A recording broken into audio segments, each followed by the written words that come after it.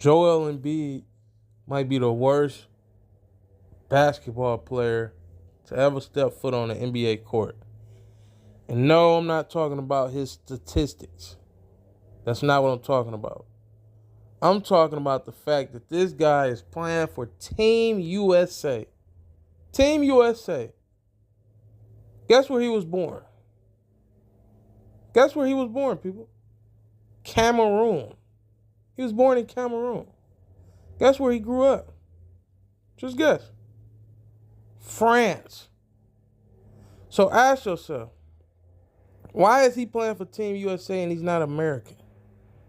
See, this is the problem with not only society in today's time, but this is the problem with the NBA.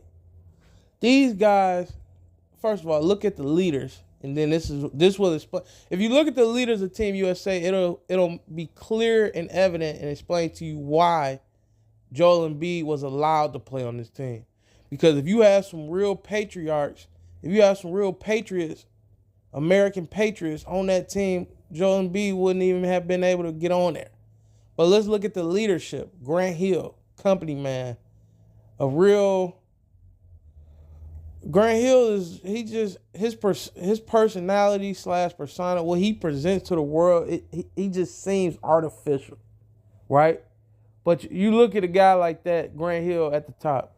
Now you look at the leaders of the team, Steph Curry, who couldn't even, and when I say the word control, I don't mean like have control over another grown man, but control in terms of leadership. He couldn't even handle the disaster in which Golden State has been for the past 2 or 3 years. And Draymond Green acting a fool and Klay Thompson acting a fool. He couldn't even control his locker room, his own team. And he's supposed to be a great. He can't even do that. Then you got LeBron James, who would team up with anybody to win. A guy who, it doesn't even matter if the player is being, put against him as the best. He'd team up with him to win. He don't care. All he want to do is win. It don't matter who's on his team. And then you look at Devin Booker, not a leader. We see that all the time in the playoffs. And you can get under his skin easy. You look at Kevin Durant. Of course, he's not a leader. You look at Jason Tatum. He's not even a leader of his own team. Another guy who didn't make the NBA team, Olympic team, on his own team is the MVP, was the MVP of the Eastern Conference and the Finals. He ain't even considered the leader on his team. And so you look at all these dudes, and you look at the top. Of course, this group of guys would allow somebody that's not even American to play on their team. Imagine if this was Jordan, Charles Barkley, Magic Johnson. Imagine Isaiah Thomas. Imagine these dudes, Larry Bird. Imagine them allowing Joel Embiid, who's not even American, to play on their team. I can hear Jordan now. Mother, you ain't American. You ain't playing on this team. I can hear him now saying that, man. But of course, Steph Curry and LeBron, they don't care. They the kumbaya gang of the NBA. Yeah, we're gonna allow you to play. It'll help us win. Like, come on, man. Like, it just, first of all, Joel Embiid, this is how you know dudes just don't have that like leadership or that mentality of like conquering. If he was smart, he should have been like, you know what? Pascal Siakam from Cameroon. It's a kid, I think his name like Koloko or something like that, from Toronto. He from Cameroon. It was just another big that just got drafted this year. I think his name like Hamachi or something like that. He from Cameroon. If Joel B was smart and he wanted to conquer, he'd be like, you know what, we're going to put on for Africa. Let's put on for Cameroon, our home country. But no, he ain't that type. He ain't got that Genghis Khan in him. Then you look at, I said Genghis Khan, that's crazy, but you know what I mean. And then you look at, okay, he could have said, okay, I'm going to play for France. I'm going to play with Victor, and I'm going to play with Rudy Gobert. Didn't even have that in him. This guy loses so much in the NBA that he said, the only chance I'm going to ever get to win is if I join forces with the dudes who always beat me, which is Team USA.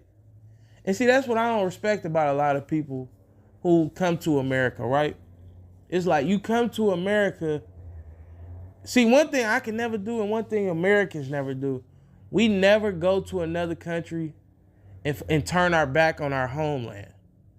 We go to other countries, explore, dominate, conquer, while simultaneously repping where we from. Just like in the States, if an American moves to another state from their home state, 9 times out of 10, all they gonna talk about with their new friends or the people in the new state is how good they state is or how things were and they state. Or, I mean, think about the landscape of when people from other states move to other states. They either change the area where they're moving, or they add something to it. They might open up a restaurant that represents where they from, or something like, you know what I mean? Something like that. And with a lot of people that come to America, because they come from poverty in most cases, they literally just completely abandon their homeland and try to adapt to be an American and completely change their ideology and who they are. But we Americans, we don't do that. That's cowardly. If you listen, a lot of us in America come from poverty, but we never turn our backs on our family or the places we come from. A lot of us go back and try to make things right or fix things in the communities that we from. But if you look at, and I'm not saying everybody do that, but a lot of people do. But if you look at a lot of people that come from poverty-stricken countries, they turn their back right away. It's like, why weren't you or why aren't you interested in helping turn your country around or where you from around? Why is it that you immediately come to America and abandon that place? And in Joel Embiid's case, dude is a millionaire. So it's like, okay, you literally can become king of Cameroon or any of the dudes that play for Cameroon or from Cameroon that play in the NBA. But no, like I said, he's so used to losing. This is his only chance at a win. And it's so cowardly, bro. For the fact that, one, you ain't been successful in the playoffs. You choke every year in the playoffs. And then you do the most cowardly thing ever in the Olympics, where countries are competing to be the winner of a gold prize. Here's the thing. He could have chose from 2 countries to represent that wasn't America. He could have chose from France and Cameroon. And he still decided to team up with Americans to defeat his country he was born in, possibly if they play each other, and the country that got other groups of talent where he was raised at. It's just mind-boggling me the cowardness in some of these dudes, man.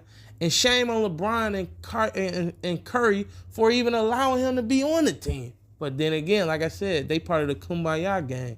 Everybody gets to win when you play. When it comes to Steph and LeBron, they don't have that tribalness to them that the guys of yesteryears had. They got the whole, oh yeah, let's just play.